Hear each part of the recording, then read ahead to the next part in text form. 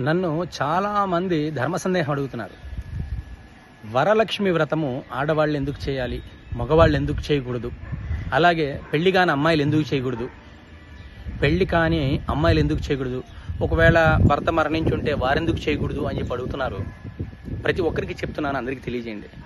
వరలక్ష్మి వ్రత కథలోనే ఉంది. వరలక్ష్మి యొక్క వ్రతము స్త్రీలు సౌభాగ్యం కొరకు చేసుకునేది. స్త్రీలు తన భర్త ఆరోగ్యంగా ఉండాలి, వాళ్ళ కుటుంబం అభివృద్ధిలోకి రావాలి, వాళ్ళ పిల్లలు ఆరోగ్యంగా ఉండాలి అని స్త్రీలు వాళ్ళ సౌభాగ్యం కొరకు చేసుకునేది.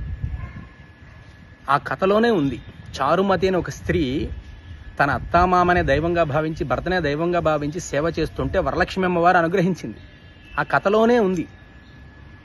అత్తామామని దైవంగా భావించి, భర్తను దైవంగా భావించి సేవ చేస్తుంటే వరలక్ష్మి అమ్మవారు అనుగ్రహించిందని.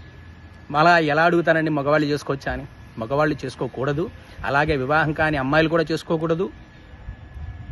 ఒకవేళ భర్త మరణించుంటే వారు కూడా చేసుకోకూడదు. స్త్రీలు వారి యొక్క సౌభాగ్యం కొరకు, భర్త, పిల్లలు, కుటుంబం అభివృద్ధి, ఆరోగ్యం, ఐశ్వర్యం కొరకు చేసుకునేదే ఈ వరలక్ష్మి వ్రతము.